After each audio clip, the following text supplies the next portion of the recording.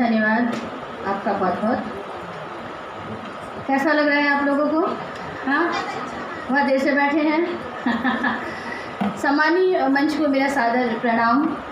Principal sir आनंद, doctor आनंद sir और Shashi sir हमारे जो संस्कृत विभाग से यहाँ पर हैं, आदरणीय गुरु मैम, आदरणीय अंजना दीदी, रश्मि दीदी, नितिन सर और टीकाराम त्रिपाठी सर जो मेरे पिता समान हैं, मैं आप सभी को सादर नमन करती हूँ। आज सावन का पहला सोमवार है, मेरा उपवास भी है और आप में से कई बच्चों का भी होगा। कई लड़कियाँ इशारे कर रही थी कि भूख लगी है और कुछ लड़कियाँ पीछे मुड़ मुड़ के देख रही थी कि कुछ लड़कियाँ जा रही हैं, तो हमें भी चले जाना चाहिए, है ना? तो हम भेड़ नहीं हैं। दूसरों की नकल हमें नहीं करनी है। तो मेरा जो विषय है वो है आधुनिक शिक्षा प्रणाली में नवाचार की भूमिका एवं उसकी आवश्यकता।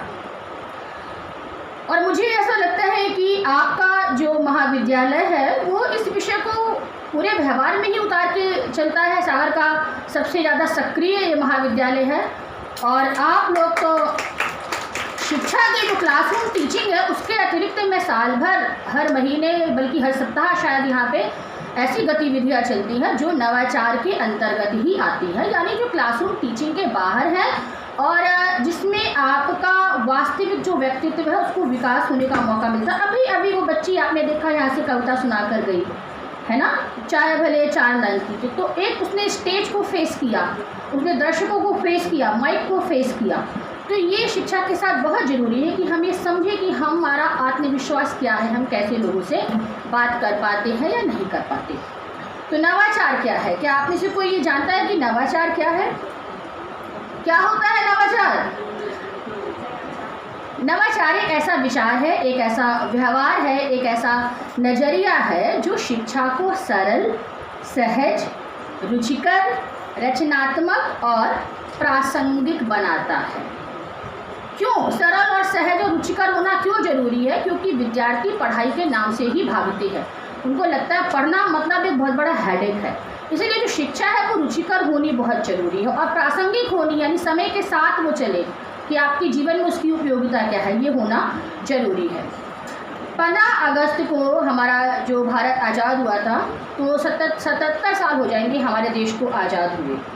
और यहाँ मैं कहना चाहूँगी कि आज़ादी से पहले से ही शिक्षा जो हमारी चल रही थी, अंग्रेज़ों की भी शिक्षा ही है, जो उनकी पॉलिसी थी उसी के आधार पे जो आधुनिक कॉलेज है, स्कूल है, पहले तो गुरुकुल होते थे, तो आधुनिक जो स्कूल है, कॉलेज है, विश्वविद्यालय है, वो उसी शिक्षा पॉलिसी से चले आ रहे हैं।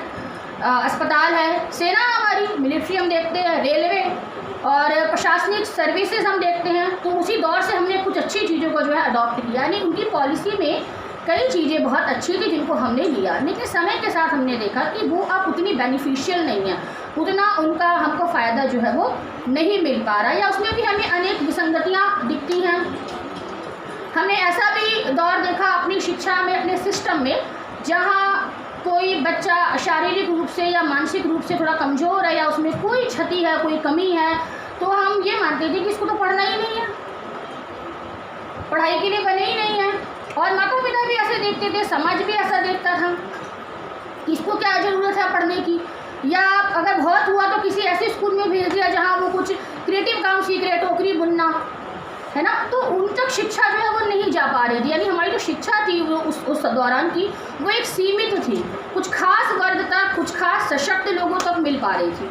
तो ये देखना भी ज़रूरी है कि शिक्षा जो है वो सबको मिल पाया, सबको मिल रही है या नहीं मिल पा रही है। तो जो नवाचार है या जो नई शिक्षा नीति है उसका जो पहला आधार है वो ये है कि शिक्षा जो है वो सबके लिए हो, समाज के हर वर्ग के लिए, चाहे वो सामान्य जन हो, चाहे वो दिव्यांग जन हो, चाहे वो थर्ड जेंडर हो, इसमें अब सबको शामिल किया गया। इसमें आप किसी को भी इस आधार पे खारिज नहीं कर सकते कि तुम कैसे पढ़ोगे। तो ये बहुत महत्वपूर्ण है नई शिक्षा नीति के लिए। मैं पहले एक बोर्डिंग स्कूल में पढ़ाती थी, मैं एक यहाँ पे उदाहरण दूंगी, सिंधिया स्कूल ग्वालियर में है, मैं वहाँ पढ़ाती थी बोर्डिंग स्कूल में। तो वहाँ पर एक बच्ची 6th क्लास में एक बच्ची आई जो 14-15 साल की थी और ऑटिज़म था उसको। आप लोग शायद ऑटिज़म को जानते हैं कि ऑटिज़म क्या होता है। तो अनकॉन्शियस वो रहती थी, शरीर से बड़ी थी, मैच्योर बॉडी, बट माइंड जो था वो उसको आप कह सकते हैं उसको होश नहीं रहता था। कपड़े कहाँ सरक रहे हैं, चल रही है, कपड़े सरक रहे हैं, बाल बिखरे हुए हैं। तो अच्छे घर की लड़की थी, तो मैंने सोचा कि पेरेंट्स ने इसको क्यों भेज दिया, ये बच्चे यहाँ कैसे रहेगी। लेकिन पेरेंट्स से जब मैंने बात की तो वो बोले कि भाई घर में रखना तो और मुश्किल है ऐसे बच्चे को। समाज तो हमारा जो समाज है उसमें ऐसे लोग हैं जो ऐसे बच्चों पे भी बुरी नज़र रखते हैं, तो शायद सामान्य बच्चों के साथ ये रहे तो कुछ सीखे। तो मैंने 6-8 महीने में उसमें जो चेंज देखा वो ये देखा कि वो अच्छे से रहने लगी, उसमें कॉन्फिडेंस आ गया, अपनी बात कहने का प्रयास करने लगी, बोलने में उसको दिक्कत आती थी, वो प्रयास करने लगी, कई गतिविधियों में भाग लेने लगी। तो ये क्या था, ये था नवाचार। हमने उसको उस तरीके से टीचर्स ने, दोस्तों ने, वो सामान्य बच्चों के साथ उसकी दोस्ती हुई, उसको उस तरह से हैंडल किया, उसको उस तरह से समझा, उसके व्यक्तित्व के हिसाब से शिक्षा उसको देने का प्रयास किया। तो कुछ 6 महीने 8 महीने के बाद ही मैंने उस बच्ची को देखा कि वो बच्ची अपनी बात कहने का प्रयास करने लगी, हंसने लगी, बहुत अच्छे से तैयार होकर आने लगी। नहीं तो वहाँ की जो वार्डन थी वही उसको नहलाती थी, फर्स्ट भी जो वार्डन थी जो कहती थी कि मैम इसको बहुत परेशानी इसके कारण हमें होती है, ऐसे कपड़े भी पहनाने हैं, है ना। तो गर्ल्स के साथ जितनी भी समस्याएं उसकी होती थी, उस एज की लड़कियों के साथ अनेक समस्याएं हो जाती हैं जो सारे टीचर ही हैंडल करते थे। तो ये बात वहाँ पर आपको समझ में आती है कि किस प्रकार से समाज का एक वर्ग है जो शिक्षा से वंचित रह जाता है और हमको पता ही नहीं चलता। तो वो तो खैर अच्छे घर की लड़की थी तो माता पिता ने वहाँ भेजा, लेकिन आज जो हमारी शिक्षा नीति है, जो पॉलिसी है, वो सभी बच्चों के लिए इस प्रकार की एक सुविधा देती है कि आप में चाहे कोई भी कमी है, कोई शारीरिक कमी है, कोई मानसिक कमी है, पर आपके लिए आपकी पर्सनैलिटी को ध्यान में रखकर, है ना, पर्सनैलिटी ओरिएंटेड शिक्षा आपको दी जा रही है। और हमारे सागर विश्वविद्यालय में ही मैं बात करती हूँ, हिंदी में ही हमारे छात्र प्रवीण उद्देव, ऐसे 2-3 बच्चे हैं जो विजुअली ब्लाइंड हैं, दे कांट सी, उनमें से 1-2 जन्मांध हैं। लेकिन प्रवीण को यदि आप देखेंगे तो वो, उसकी हिंदी ज़बरदस्त है, वो उपन्यास लिख रहा है, अभी कहानियाँ लिखता है, कविताएँ लिखता है। तो वो मुझे व्हाट्सअप मैसेज करता था और उसके व्हाट्सअप मैसेज में एक भी गलती नहीं होती थी। तो मैंने सोचा कि ये इसका व्हाट्सअप चलाता कौन है, ऑडियो नहीं भेजता था, वो टाइप करके भेजता था। तो मैं सोचती थी कि कौन इसका व्हाट्सअप हैंडल करता है। तो उसने मुझे बताया कि मैम मैं गूगल टॉक बैक का इस्तेमाल करता हूँ और उसको मैं फिर करेक्ट भी करता हूँ कि स्पेलिंग मिस्टेक इसमें ना हो। तो ये जो साधन है, और उस ऐसे बच्चों को जब मैं देखती हूँ, बोला कि मैम मैं सारे ऑडियो वीडियो लेक्चर ही सुनता हूँ और यदि मैं उसे आज यहाँ खड़ा कर दूँ तो वो हिंदी के किसी भी राइटर पे इतना ज़बरदस्त बोलेगा कि आप सोचेंगे पीजी लेवल का बच्चा है। और वो सारा काम क्या है कि वो सुनता है ऑडियो लेक्चर। तो ये आपको समझ में आना चाहिए कि जो शिक्षा है वो किस प्रकार से सभी के लिए है। आप दिल्ली विश्वविद्यालय जाएंगे, आप यदि दिल्ली विश्वविद्यालय जाते हैं तो हमारे ही समय से दिल्ली विश्वविद्यालय में ब्रेल लाइब्रेरी थी, पुराने समय से, जब मैं वहाँ पढ़ रही थी तभी से थी। अभी यहाँ तो बाकी चल रही है सागर में कि ब्रेल लाइब्रेरी होनी चाहिए कि नहीं होनी चाहिए, लेकिन दिल्ली में तभी ब्रेल लाइब्रेरी थी। जो ब्रेल लिपि जिन्होंने बनाई थी उनके नाम पर ही वो लाइब्रेरी थी। और विजुअली जो ब्लाइंड है उनके लिए आप अगर जाते हैं कई अच्छे संस्थानों में तो आजकल वॉल में भी जो है वो ब्रेल लिपि से लिखा रहता है कि they can touch and feel and know कि वो कहाँ पे खड़े हैं या वो किस क्लासरूम के बाहर खड़े हैं, उन्हें किसी की ज़रूरत नहीं है। तो ये छोटी छोटी चीज़ें अगर हम ध्यान रखते हैं, रैंप तो आजकल सभी जगह बनने लगा, पैरों से जिसको तकलीफ हो उसके लिए रैंप बनने लगा, लेकिन विजुअली ब्लाइंड्स के लिए भी हम देख रहे हैं कि आजकल ब्रेल का काफ़ी उपयोग किया जा रहा है। ज़मीन को उस तरह से लगा दिया जाता है या दीवार पे। अभी हम लोग छत्तीसगढ़ के एक विश्वविद्यालय गए थे, अटल बिहारी वाजपेयी यूनिवर्सिटी, और वो बिल्कुल अपग्रेडेड यूनिवर्सिटी है। वहाँ पर सारी दीवारों में, ज़मीन में, सब जगह विजुअली ब्लाइंड्स के लिए और हैंडीकैप्स के लिए अलग से निशान बने, तो इसको छू के महसूस कर सकते थे। तो हम लोग यही सोच रहे थे कि ये टॉप यूनिवर्सिटीज़ भी इतनी अच्छी फैसिलिटीज़ नहीं देता जो इस यूनिवर्सिटी ने मार्किंग कर रखी है, ब्रेल से मार्किंग कर रखी है। तो ये छोटी छोटी चीज़ें हैं जो हमको नवाचार के अंतर्गत आती है, जिस पर अब ध्यान दिया जा रहा है, पहले इस पर ध्यान नहीं दिया जाता था। यहाँ पर अभी शशि सर ने गुरुकुल शिक्षा के बारे में भी बात की और उन्होंने आपको बताया, मैं वही कहने ही वाली थी, आपने जो सर ने कहा कि वहाँ पर हम कंठस्थ करने का एक सिस्टम था गुरुकुल में। परीक्षा जो होती थी या शिक्षा जो होती थी वो मौखिक होती थी। इस तरह से लिखित परीक्षा का या उसको चेक करने का, कॉपी चेक करने का या असाइनमेंट देने का सिस्टम ऐसा नहीं था जो हम वर्तमान शिक्षा प्रणाली में देखते हैं। यानी जो विद्यार्थी होता था उसके सर्वांगीण विकास को देखा जाता था कि उसकी भाषण कला क्या है, उसका उच्चारण क्या है, और चाहे वो शास्त्र विद्या हो, चाहे वो उसका अपना सब्जेक्ट हो। लेकिन आज हम देख रहे हैं जो मैं इसमें नवाचार में अगर मैं एक नेगेटिव बात मैं करूं, एक कमी मैं इसमें देखती हूँ कि आपकी generation specially you are very much depend on technology. आप लोग लिखने से थोड़ा बचते हैं, है ना, या याद करने के लिए ऐसी धारणा बन गई कि रट्टू तोता, है ना।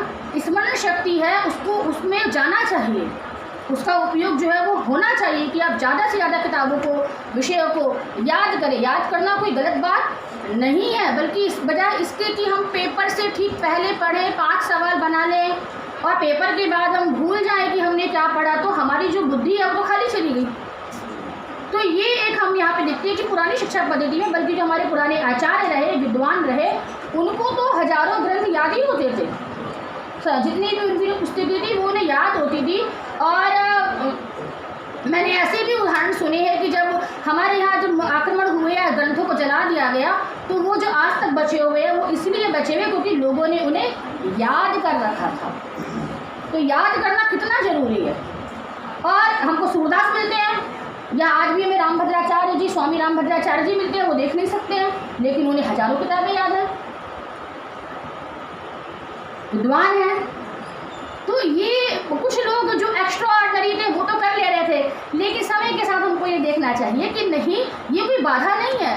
आंखें नहीं है या हाथ पैर में कोई दिक्कत है या आप थर्ड जेंडर हो, ये कोई बाधा ही नहीं है। जैसे अभी योग के सर ने कहा कि जिस दिन आप ये जान जाएंगे कि आप वास्तव में कौन है, उस दिन शारीरिक या मानसिक बाधा कोई आपके सामने आएगी ही नहीं।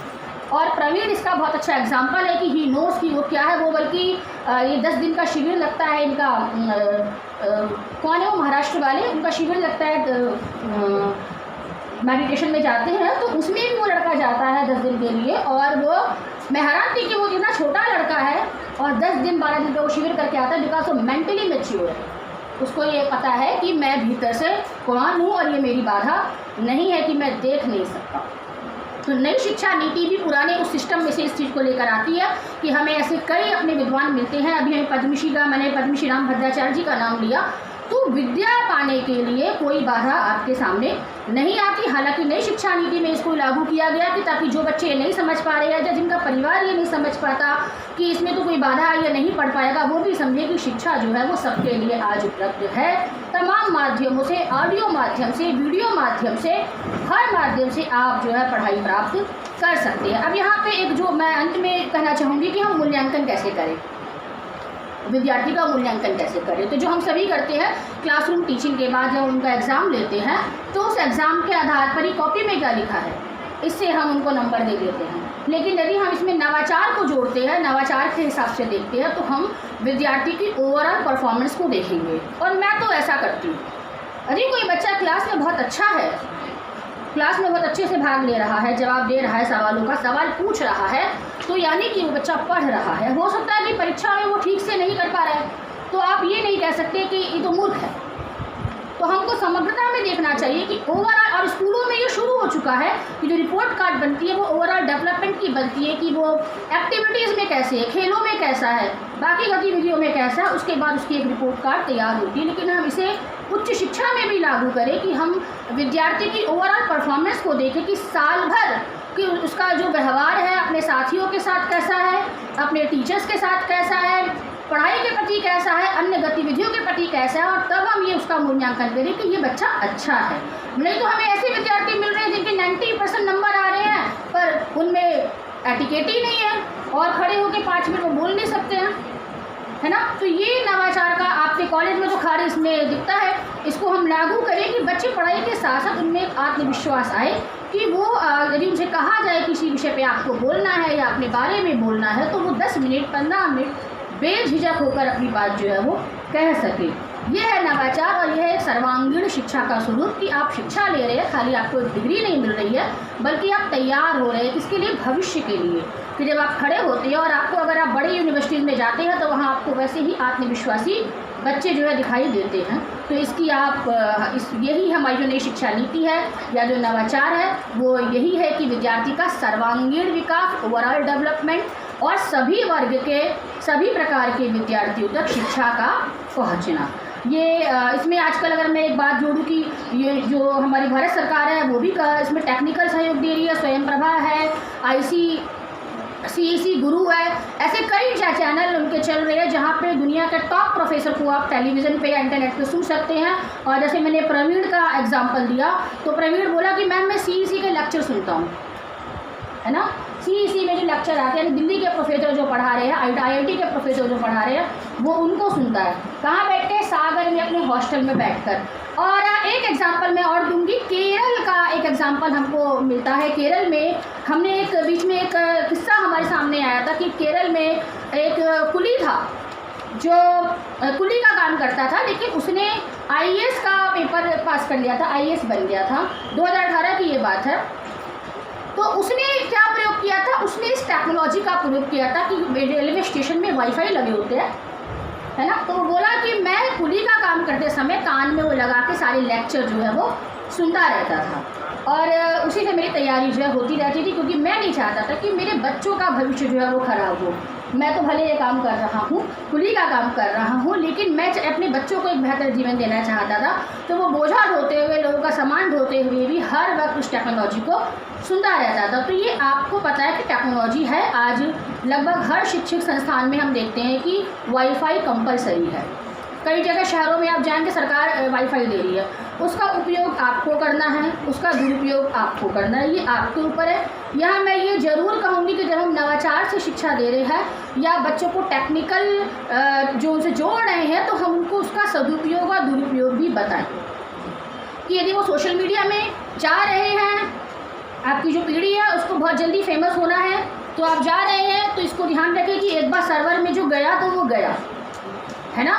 तो ऑलवेज नो कि 10 साल बाद इसका आप पे क्या असर होगा।